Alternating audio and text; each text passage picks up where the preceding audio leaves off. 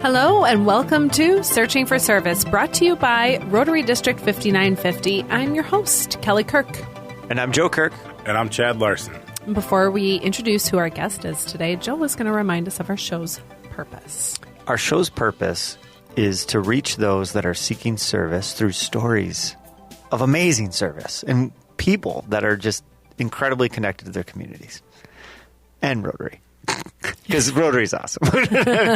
we try to be open-minded and go, it doesn't matter how you serve, but Rotary's the best. And we've had some amazing guests on who just remind us and give us a really pleasant reminder at that of the different ways that you can serve other than Rotary. So, and who do we have on today? So our guest today is the one and only Lloyd Campbell, who is the 2023-24 Assistant Rotary Coordinator. He's also our GM. He's also a beekeeper. It's a fun interview and second-time guest. Mm-hmm. All right, let's do it. Yeah, let's do it. I'm your host, Kelly Kirk. I'm Joe Kirk. I'm Chad Larson. We'll be back. Bye.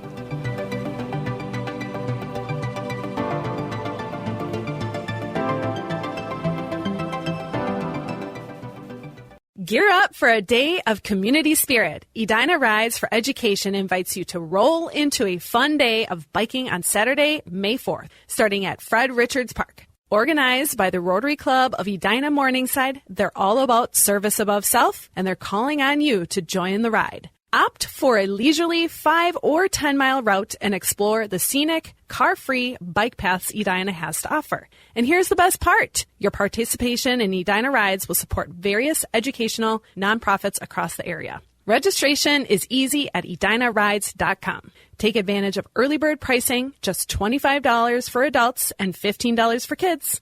Plus, your organization can be part of the fun too. Sponsorship opportunities support Rotary's mission and local educational programs. Various levels offer lots of chances to promote your brand. So gear up and pedal for a purpose on Saturday, May 4th with Edina Rides for Education. More at edinarides.com. Up your game and show off your Rotary Club spirit. Did you know there's a one-stop shop for all things Rotary apparel? Russell Hampton Company is the world's largest provider of licensed Rotary branded merchandise.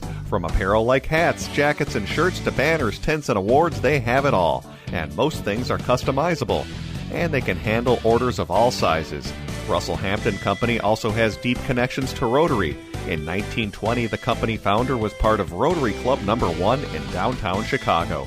Russell Hampton Company models their business on the Rotary 4-way test and gives back 10% of all purchases to Rotary, supporting its global work. So the next time you and your club are out on a service project, arrive with the right swag from Russell Hampton Company to promote your club and Rotary. Even non-Rotarians will want some of your cool hats, shirts, and jackets.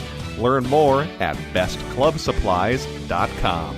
That's bestclubsupplies.com. Rotary is a place for all community-minded people who want to serve their areas with the support of an international organization. Join Rotary to find service. Join Rotary to find inclusion. Join Rotary to find leadership. Join Rotary to find fun. Join Rotary to find friendship. Join Rotary to find a better version of the world.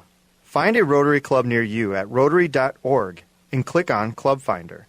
There is a club out there for everyone. Find your fit with Rotary. Rotary.org.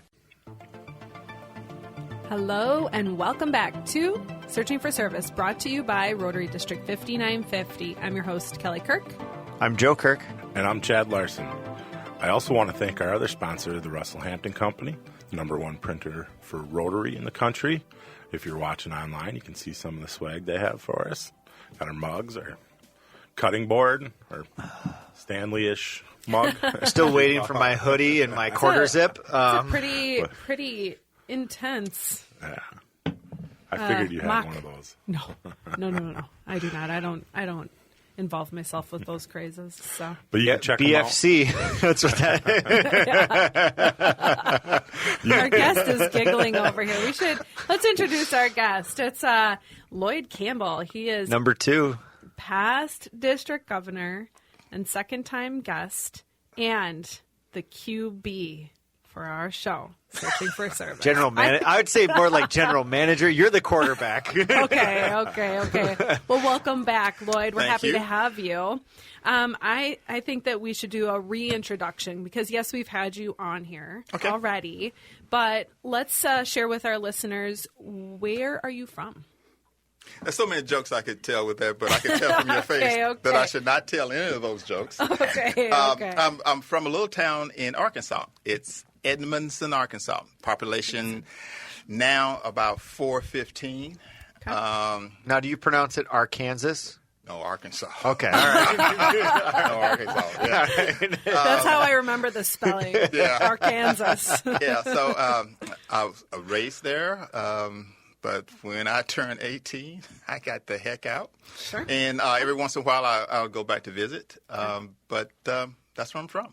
And where do you live now? Good question.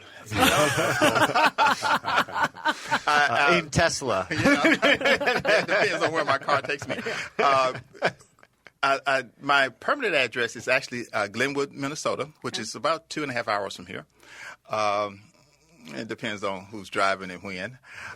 And I also live in Richfield. So I spend a lot of time here in the cities. So, Okay. yeah. And why is it that you spend so much time here in the Twin Cities?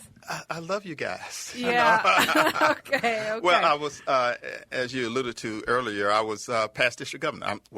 District governor. Now I'm past district governor. But during that period of time, most of our clubs are in this vicinity. So I spent a lot of time here. And I still do because I'm still involved in a few things. So. Okay. Can you... Maybe this is a challenge. Maybe this is going to be a challenge. But can you give a brief, nutshell version of how you get to be in that district governor role? The first thing you have to do is join Rotary. Mm-hmm. Okay. Check. After you join Rotary, you spend a year or so trying to learn about what Rotary is all about.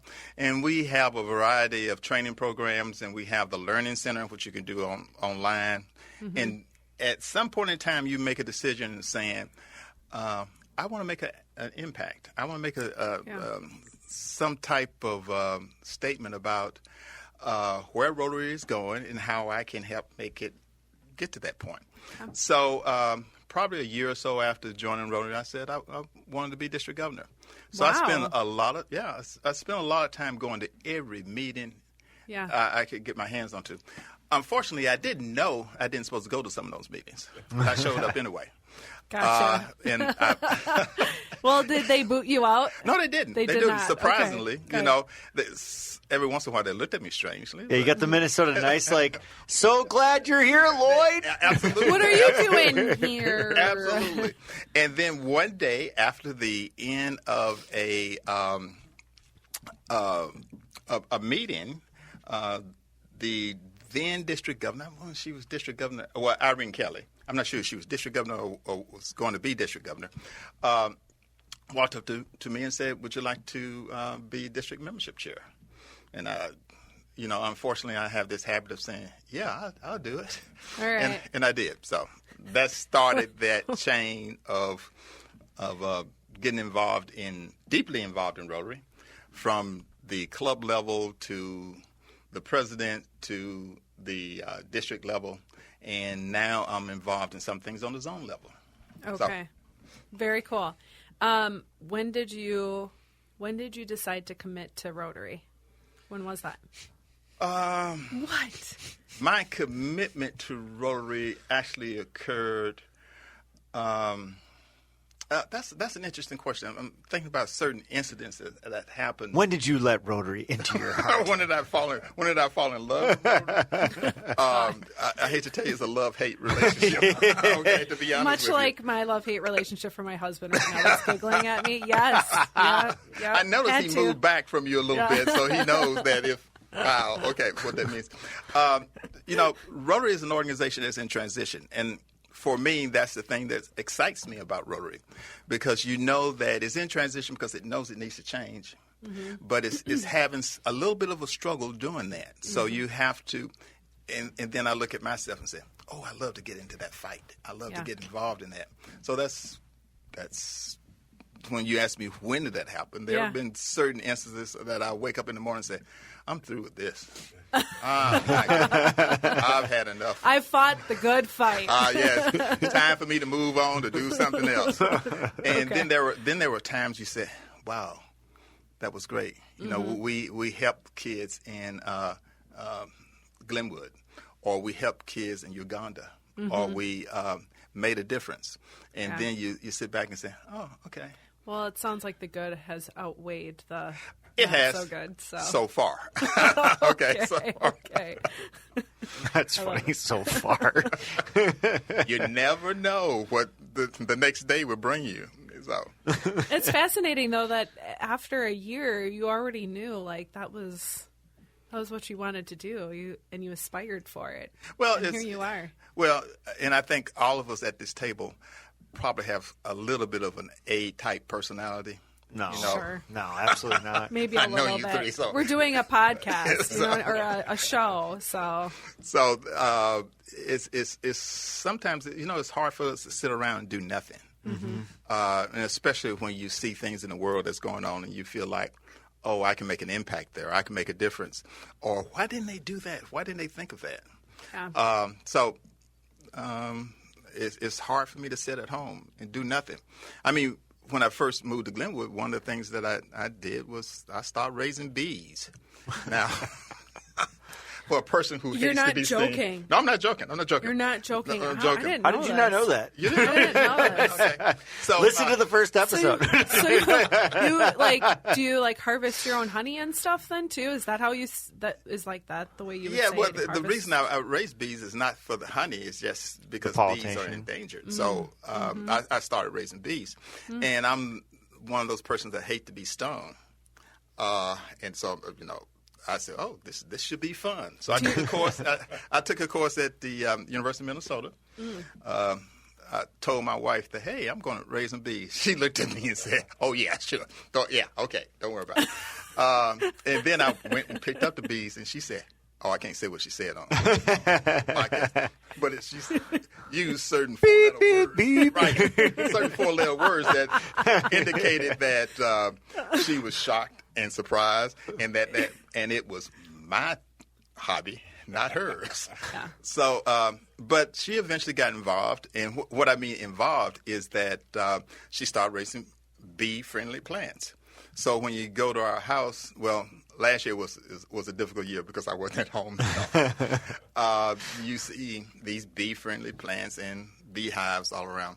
So I just placed my order. Unfortunately, my bees died last year.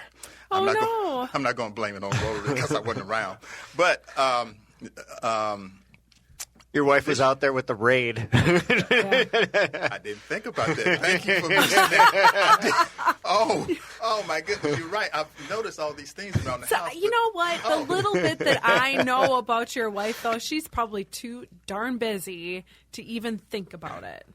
Sorry. I said it. She's like, I don't. I have to you introduce did it you yourself, to Lloyd. the other Well, my wife. But I've just placed an order for 2 sets of Russian bees, which would be an interesting,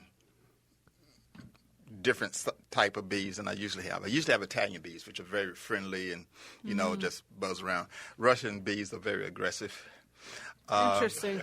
But they survive through the winter. It's those long, cold winters. But they survive through the winter better than the Italian bees. So, and they produce about the same amount of honey. Okay. So, Learning so much about bees right now. I'm sorry, I didn't mean to get on bees. No, it's okay. It's great.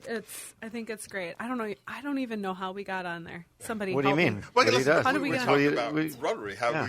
Rotary. One of our areas of focus is, of course, the environment and On bees. insects and bees, pollinators. So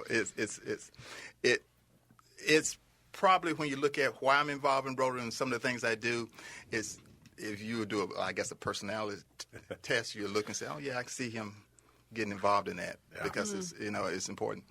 Good hobbies, though. I mean, what a cool hobby. It is. I mean, when you're trying to get away from everybody, Yeah. go out to your beehive. Yeah. Well, come to the on. bees. Well, nobody wants to join you, right? Like, Right. hey, you want to? Yeah. Hey, I'm out here. Yeah, Nobody is coming 10,000 to see bees you. around you. No one is coming out to see I have you. so many follow-up questions, but I will not. We don't have to go down that rabbit hole Okay. right now. So that's so fun. Interesting. But I'm sorry, but I was, Rotary. How my journey through Rotary is indicative of my location and the things I've been involved in. I guess since Rhonda and I have been married, we've lived around the world, and I've always been involved in certain things. And it's interesting that when I returned back to the States, I was on the board of several organizations in different cities. And there were Rotarians on the board, but no one asked me to join Rotary. Really? No one asked me to join Rotary at all. And I didn't know that much about Rotary. So when we moved to Glenwood, I was talking to the head of the hospital there, and he just said, you need to come. Why don't you join me for lunch? I said, free? He said, oh, yeah, sure, I'll pay for it. I didn't know any better. I went to the Rotary meeting. It was a great meeting. 2 weeks later, I joined. The thing I recall is when I joined Rotary, the guy who was doing my inductions just basically said, we asked you to do only one thing. We are a membership organization that invite members to join. Just invite someone to come. He said, just one or two a year. And I said, okay. But just from that, I learned so much about Rotary. Because when I would go to a person and say, hey, why don't you come, I'll buy you lunch, come to Rotary. They said, well, when I retire, I'll come and join Rotary. And I'm saying, my goodness, how long do we have to wait for that to happen? Oh, I'll retire in about 20 years. Then I'll have time to do Rotary. I'm saying, that doesn't make sense. Yeah. So that bugged me a little bit, but I'm sorry. It's one of the things, though. It's a one nice of the way to flip a narrative, But it is one of the things that, like, I'm most proud of us is we're literally the poster child of people that are too busy for Rotary. And we show up every week, and we're doing the podcast, and it's because we've just made it a priority. And is it easy every week? No. Are there other things that are requiring our time? Of course, but that's up to us. I mean, gosh, look, across the table from us, we have an owner of a radio station, for God's sake. And he's making time. I love it. Well, I mean, I know the trek downstairs is going to be It's so hard. to get in the studio. But, I mean, all of us can argue that, there's... But I do think that for there our is a real difficulty with certain time periods of life. Like when you one that we don't hit enough is when people are young professionals before they even have families. That's one that we seem to miss. That's seemingly getting better. Yeah. It seems like that we're starting to hit that demographic a little bit more. You're right about that, but it's also where you place your priorities. For instance, those young professionals, what do they need? What do they value the most? And that is probably some type of mentorship or some type of fellowship or money. some type money, exactly, or have the opportunity to meet leaders in their communities. Yeah. One of the things that we may not push a lot is the fellowship. We actually have fun at those meetings. And even we have fun on the podcast. I'm not sure how much fun I'm having right now, but we do have come on, Lloyd. Come but on. we do have fun. But to go back to that, it's interesting. Like that just made me think of something when I was, coming out of college and stuff. And you think about how egotistical you are. Like I need to prove myself out here. When really the lean is, who do I need to meet? Yeah. And who do I need to learn from? And that is the more valuable thing. I'm like, gosh, I could have saved myself so much time and energy if I would have just not thought I had to do everything myself. Absolutely. When you think about how most people get jobs, it may not be through those job sites. It might be, I know someone that works for you, and I'll vouch for you, and come on in, let's talk. Yeah. And you get a job. Oh, you don't have any experience in this, but we'll hire you. Yeah. But you have the prerequisites of something of that person that you would want. I mean, because anything would be taught, right? Right. So it's interesting. It is, But then the other side of the same conversation is it makes sense that people that are retired or their kids are out of the house, that Rotary is a natural fit because they've got that vacuum that was created, right? Where, I was used to getting the kids ready or, used to having something in the morning. So then you can fill that in easily with Rotary. So you see like how Rotary naturally fits into certain people. Yeah. But I think that's also part of a misconception. Yeah. I mean, Paul Harris was 36 when he started this organization. Rotary started, the core of Rotary was in their 30s and 40s when it started. Right now, if you look at our age, average age, it's a little bit beyond retirement age. Yeah. So that's putting it as nicely as possible. So, for Paul Harris, it was more like, hey, I want to hang around some friends. Fellowship is important, and building a business because they use Rotary to build their businesses too. But then what happened, times changed. We got a little older. And that core group who started at 36 became 46, 56, 66. Yeah. And they invited their friends who were 66. And but Rotary realizes that we need to have younger members in our organization and do things that attract young members. I mean, it's coming around. It is definitely coming around because you see we see it like in the faith-based things of the need for young people to have collaborative opportunities as well as mentorship. I mean, there's just a huge vacuum of that in the younger generation, and it highlights the need for organizations like Rotary. And then I feel like Rotary is positioning themselves to do well when these people grow up and wake up and realize that it's not within themselves. It's but the question becomes, how do you do it? When you look at how we market ourselves in the past, I was watching a television show. It was based out of Seattle, Frasier. Yeah. Okay, you remember his grandfather? Oh, I'm sorry, his father was on there. So I'm watching the show, and the guy said, and some woman was coming in, and he didn't want to be seen by this woman or something. So Frasier walks in. She said, "I'm sorry, Dad is at a Rotary meeting right now." So I'm saying, Dad's at a Rotary meeting. What about you two? You're younger, but but there's this perception that Rotary is something that happens at a certain age. And retirement. Yeah, right. Retirement. But that's also one of the reasons we have a podcast. Sometimes when you talk to older members, they'll tell you, young folks don't have time for service, or service doesn't happen until you retire, and that's not true. Yeah. No, it's ridiculous. So, and I think one of the, I'm not sure if I told you the story about the impetus behind the podcast of why we thought about having a podcast, was that we had a member of our club, the Glenwood Rotary Club, was 24 years old. Guy just graduated from Cornell. Maybe he was out a year or so from Cornell and lives in Glenwood. Yeah, okay, that's right. You can imagine the pressure he was under. But anyway, we were in a conversation, and he brought up the idea that young folks love service, and that we were not making an effort to tell them about service opportunities.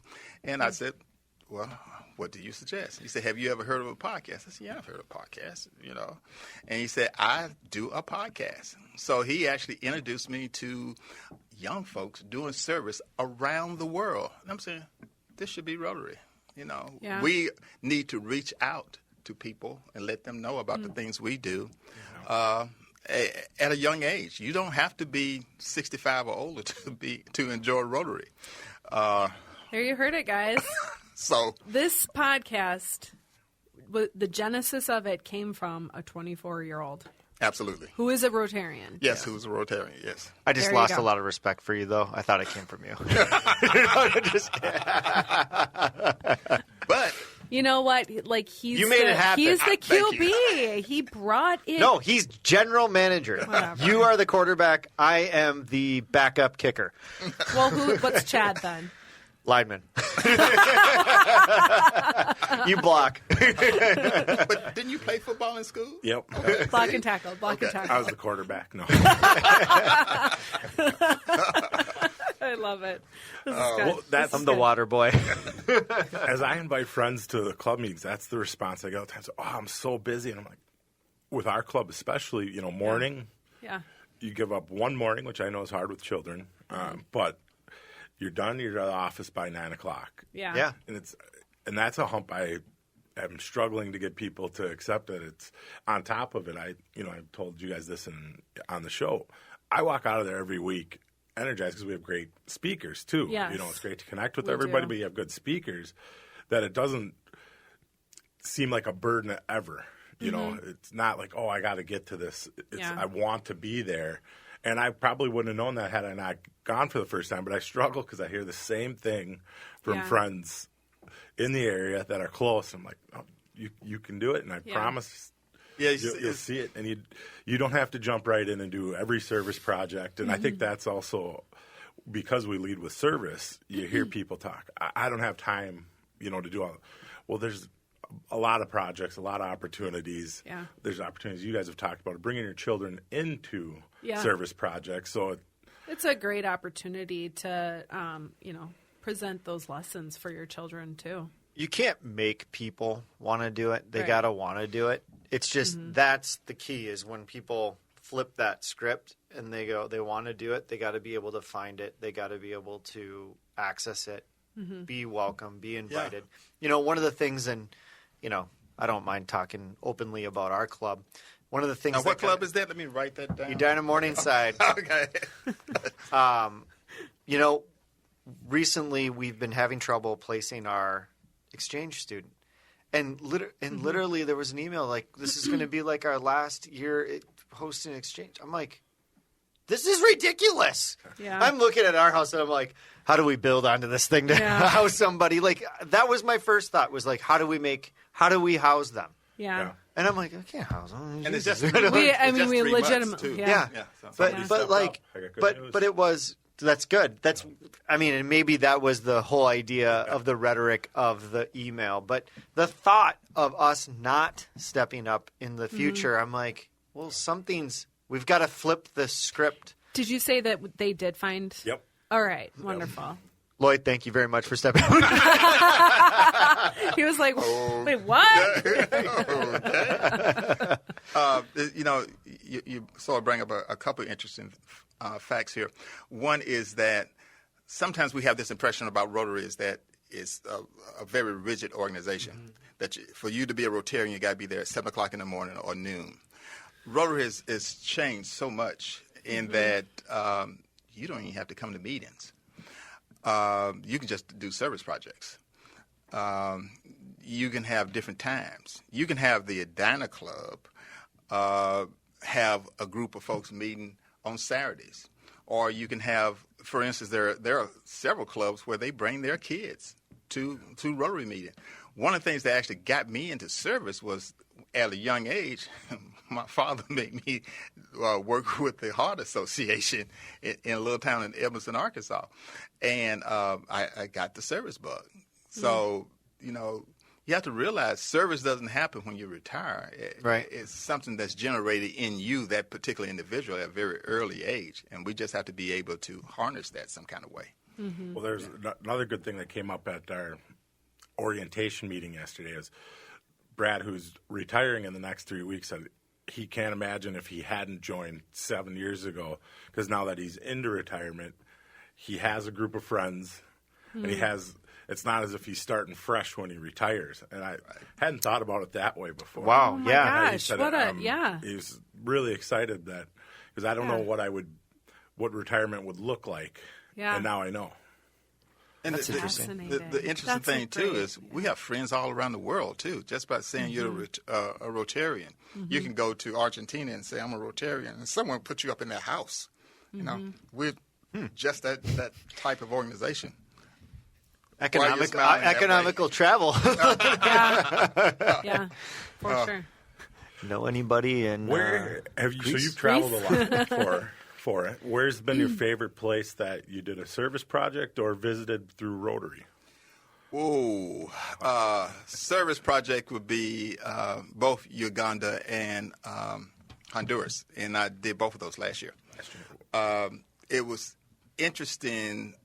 Like Edmondson, Arkansas, is not the richest town in the world. Okay, the major crop is cotton, and it's an ag type of town. But the poverty you see in other parts of the world will just break your heart. And it gave me some idea, sense of purpose when you walk into a community, a camp. I thought it was basically a camp. You look over and you see a hole over there where the cows are drinking and doing everything else, and that used to be their water supply. Mm-hmm. And now we put together a system where they have this a gravity-fed thing that brings fresh and clean water to them, and you walk in and they think you, I wouldn't say a god, but they think you are, you're saving kids' lives, and that affects you. Yeah. And it's in a country where you think there are guns in America. There are guns. People who are teenagers walking around outwardly with AK-47s, and you walk into a 7-Eleven, think you're going to get some candy. This kid walks around and you just say, okay, I'm going to be nice. I'm going to buy what I need to buy and get out of here. And if I speak to him, I'm going to shake my head and get the heck out. And the same in Uganda. It's such a big difference between the have and the have-nots, and it makes you feel good that you're doing something to eradicate or change their lives. So those two countries really affected me. But prior to that, I didn't really travel with Rotary outside the country. Most of my travel was, fun type stuff. Yeah. Go to Spain, go to Paris, and enjoy that. But, leisure. Yeah, just easy type stuff. But when you're there, it changes you. Because it's not too often I go places I have to watch where I step. Yeah. I mean, that's.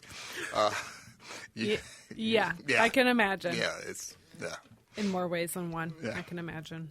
So. Well, getting back to the podcast, so we started this 70 episodes ago. Yeah, something like that. 72, 3 episodes. There we go. Yeah. I've stopped keeping track. Yeah, we should number them. But as you started it, you had an idea, and now it's evolved. What are your thoughts on where it started and the direction that we've gone, and what would you like to see it continue? Can you give us our report card, please? Yeah. To be honest, you guys have been great. This Thanks. is more than I expected from a podcast. I think you three are fantastic hosts. Every time someone has been on the show and I call them up and say, hey, what did you think of the show? They loved it. They have high remarks. So you guys pay me for saying that, okay? But anyway, let's not talk about pay. We're ready to get paid. Yeah. I saw your expression on your face is like, pay? Who's getting paid here? Yeah. So it has exceeded my expectations. When I thought of the show, one of the things I wanted to do was to alert, because podcast has a certain demographics. My grandmother or mother probably would not be watching or listening to a podcast. Right. But folks in maybe high school, early in their career, and younger, will be watching or listening to a podcast. And this will give them the opportunity to learn about Rotary and learn about service opportunities. So that was the initial thing that I thought about as far as the podcast, and you guys have really exceeded that. You've had, Stephanie on, which is the upcoming Rotary International President. You've had leaders in the international Rotary and local Rotary. You've had World Vision. Yeah, World Vision. Oh my goodness, the things they've been doing in the world. So you've let the community know, and it's still out there posted, about service opportunities and organizations that's willing to help you do something for service. So when I look at what can you do in the future. Here we go. Here's the ask. Okay, see, you shouldn't have brought it up. One of the things that Rotary is having some issues with is membership. You know, how do we increase our membership? Mm-hmm. And the question becomes, how can the podcast affect membership? One, of course, talking about our things and letting people be aware and having them join Rotary. The other one is when you think of a Rotary Club now versus then, a Rotary Club now only requires you to do a service project. Some Rotary Clubs don't even require you to meet. There is a minimum requirement of a number of people, 6 for a satellite club, 20 for a regular club. I forgot what it is for a Rotary Club, somewhere between 15 and 20. Mm-hmm. You can be a catalyst to help start Rotary clubs in different areas simply because they are seeing the new Rotary here. Yeah. And what we have to do is collect the data and provide them the opportunity to do service, around the world. Yeah. So that's a big challenge, and that's a big ask. But don't look at him. I actually looked over him because I thought I saw him looking at me out of the corner. So I was like, what are you looking at me for? No, he's probably saying, I told you not to ask that question on that piece of paper, and you asked it anyway. No. But I think the continued growth of our podcast, your podcast, because all I do is just hold a meeting once a week, is how is basically how we provide a value to Rotary. Mm-hmm. One of the value propositions now is we can show that we are growing Rotary. Your life will be easy then when they see that just this podcast is helping develop clubs, bringing new people in, and we can track that. Yeah. Basically, you probably need to just stand out of the way because sponsorships and everything else was fall into place. But like I said, it is a big ask. Yeah. But I wonder. One of the things that I think about is people that have been on the show that connect to other people that are on the show, or somebody hears of them and like the kind of that collateral impact down the line. The other one that I'm always shocked of is just the educational value of this show. Yeah. I mean, I look at the three of us, and we're, relatively early in our Rotary careers. I mean, Chad pretty much joined along with it. Chad is the true green Rotarian right now. But my point is that through the show, the experiences that you've had and the people that you've met and understanding the dynamics, the systems, the opportunities, what we do, like what Rotary does, that knowledge is gap. Really, really useful. And it's been fun to be able to be thinking through this as a learning tool. Yeah, it's fun watching you three because I know all of you were sort of relatively new. And I didn't know anything about past the club. I was like, and I think your exposure to Rotary at so many different levels is changed your view of what Rotary is all about. Mm-hmm. And for me, how that happened was that I used to go to my club in Glenwood, and 15 miles down the road there was another club, which was the Alexandra's Club. I walked in there and they were singing. We didn't sing in our club, and I'm similar to saying, what the heck is going on here? They passed out songbooks. And I visited another club in Wilbur, totally different club. Then I visited clubs here in the city. All of them were different. But it made me feel good because I shouldn't say that about Glenwood, but it opened my eyes that Rotary was more than just my club. Yeah. Mm-hmm. Because I would sit in the Glenwood club meeting, and we would have a speaker that will spend 30 minutes to an hour talking about how they changed asphalt into gravel. And I'm sitting in the back of the room saying, what the heck am I doing here?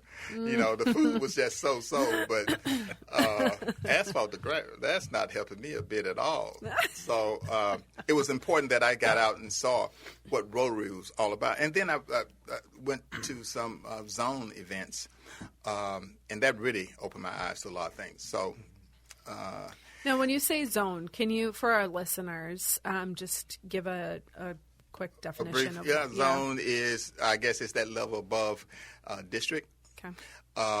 It's for us. It's part of Canada down to Central America, in the middle of the U.S. So that's basically what our zone is. It's quite a few clubs and quite a few members. Yeah. With different views of what a successful Rotarian is, and all those things. So you're doing stuff with the zone. Do you have an official role title? Let me TBD. Assistant. No, it's Rotary coordinator. Assistant Rotary coordinator. I'm past district governor, which means that I'm through with that. I'm currently assistant Rotary coordinator. Okay. So what that means is that I work with 3 districts on membership, things they can do to improve their membership. Okay. I was the chair of North Central President-Elect's Training Seminar, which is something we give once a year. And this is the first year that we've been back, I think 3 years in person. And it was at the Vikings Training Center. Everybody had a good time. I'm sure. Heard you emceed. It was amazing. Yeah, I was there. And what else am I doing? Oh, that's probably good enough. Yeah, that's some of the stuff that I'm doing. Yeah. It sounds like you've got a plate full, but all worth it. It's interesting. I'm trying to connect a few of these episodes that we've had and recently, and some of these clubs that have these big events like concert series, galas, that really, they seem to be the healthy clubs in terms of membership numbers and just overall kind of impact in their community. And so, as Rotary is beginning to transform, we talked off air, we were like, why isn't everybody going to their city for their comprehensive plan and going, is there something as a Rotary club that we can take on? I really loved that. That was the St. Cloud, right? Yeah. Yep. That they went to the city and went, how can we partner and help you? And then they just did it. And look at what it turned into. Summertime by George. So I'm just... I keep turning to how do you plug people in, and how do you create events and situations where people can plug in without the full plug-in of membership and a club meeting, and that's so formal, right? And our generation is about kind of this fluidity of being able to kind of come and go, and I just want to do a service project, or I want to just come every other meeting. And is that kind of the silver bullet is for all these organizations and all these clubs to really sponsor one of those big community event, outreach event? Yes and no, and I know I said that a couple times. It depends. For me, it depends on that club's ability to listen, because when you sit back and if you ever have to go back and say, why this club fail, you look back and you say, that guy actually said you should change your meeting times. That person actually said we should do this type of event. This person actually said it, but because that club is so set in their ways, they don't want to change. I'm sure you've heard this. This is what we've done before, so we're not going to change. It's not going to. It's a rock and a hard place. It's a rock and a hard place, isn't it? Yeah, it is. Because it's a simple answer for this. If you listen to what your members are telling you and you do what they tell you, because it's a membership organization, you wouldn't have that problem. When we look at clubs that are successful and clubs that are not successful, one of the first things we notice is that that club that's not successful wasn't willing to adapt, wasn't willing to change, was not willing to listen to their community about things that's going on and what they should be doing. I'm not going to name the community because it's not Glenwood. There was one club that at one point in time was approaching 100 members. They helped form another club, which is currently now in their 60 or 70 members, and they're a growing club. But this club was in a community that the demographics totally changed. It was at one point in time in the 60s an all-white middle-class community. Now the community is so diverse. It's a variety of different folks in that community. Club didn't change. Club now has that club folded. It moved from over 100 to disappearing. Because, and I can recall actually going to a meeting and a member was sitting over here saying, I can't meet at this time. Would you change the time to XYZ and I'll be here? And they said, no, we can't do that. We've always met at 7 o'clock and, if you want to be a Rotarian here, you got to do that. That person left. I think you nailed it with the listening piece because that's reflective of exactly what St. Cloud did is they listened to the community and they responded where you're talking about people that are not like – and the other trigger that I find and I even see it periodically in our club, although our club is extremely adaptable and really good, is comfort.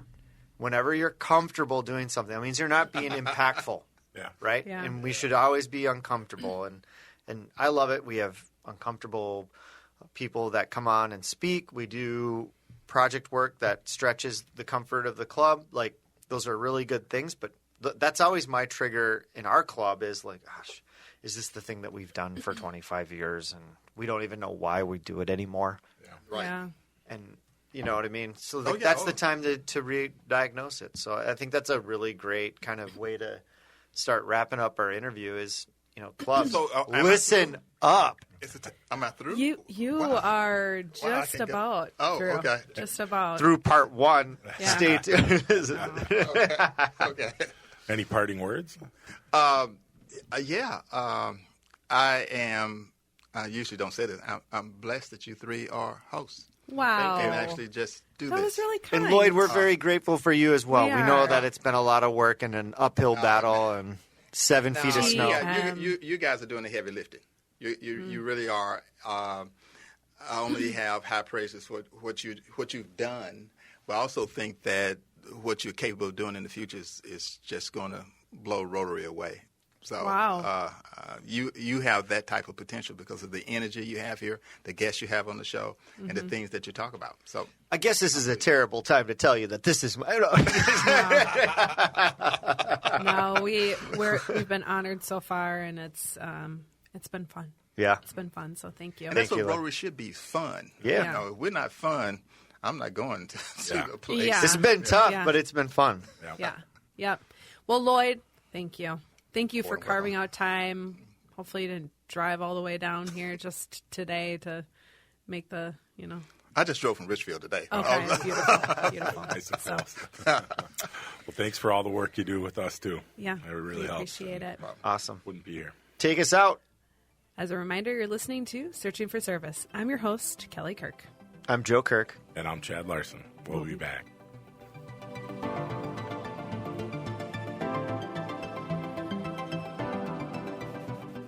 Are you ready to make a difference in your community? Rotary is a great place to get involved in your community and meet passionate groups of people, as well as individuals dedicated to service and fellowship.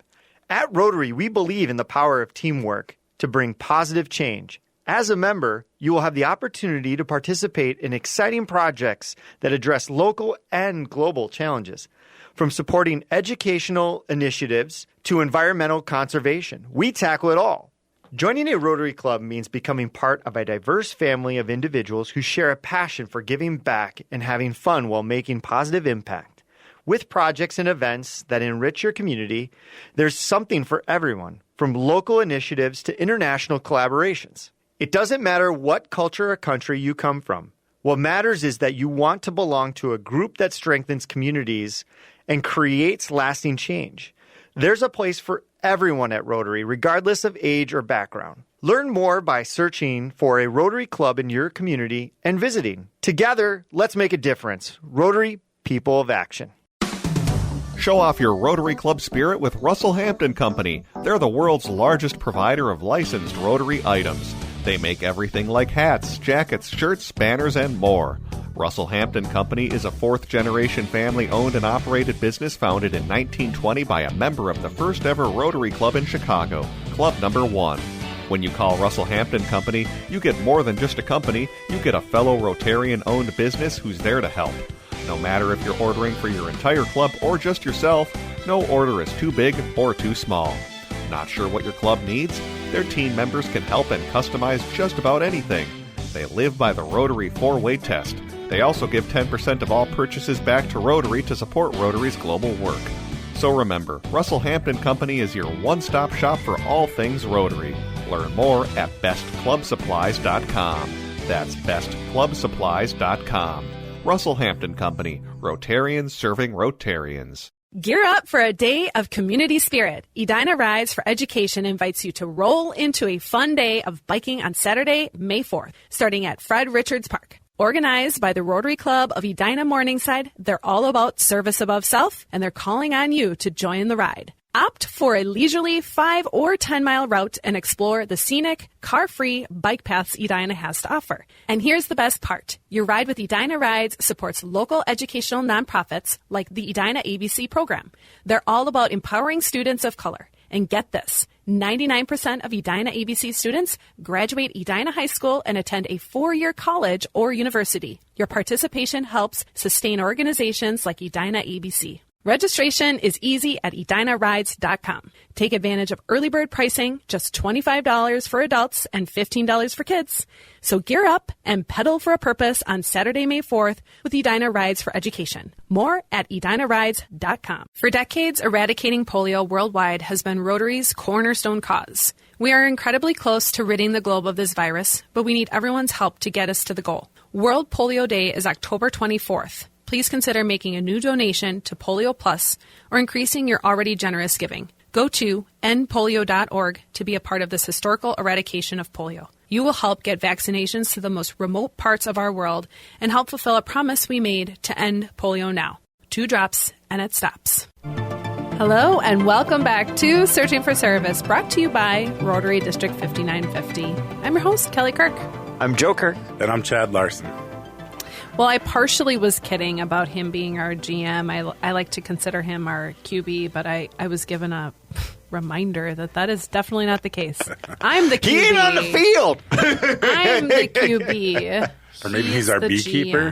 He's the beekeeper. Yeah. And so, it was just really great to have Lloyd back on as, that second round and go a little bit deeper with him and have him, I know that you guys had interviewed him in person here. That's right. You were there. I was on maternity leave, but it was nice to, get a refresher, but then to hear about where the real idea for this show came from, and it was their local club. Yeah. That was something I had no idea about, and we see them all the time. Some spring chicken. we were like, that makes a lot more sense now. Younger person that kind of knows. He took the idea and he ran. He's done a great job so far. So. And I think that with Rotary in general, I think that's just a perfect metaphor for him. He just takes it and runs, and he's doing a lot of change. He is. And the other thing, just to kind of wrap this up, is he's done an incredible job from his small community of moving up that proverbial Rotary ladder. To increase his impact and create change within Rotary. Imagine the change if he can figure out how to reply all, though, on emails. We enjoy you, Lloyd. We enjoy you. So, well, thank you so much for tuning in. I'm your host, Kelly Kirk. I'm Joe Kirk. And I'm Chad Larson. It's time to stop searching and start serving. We'll see you next week. Bye.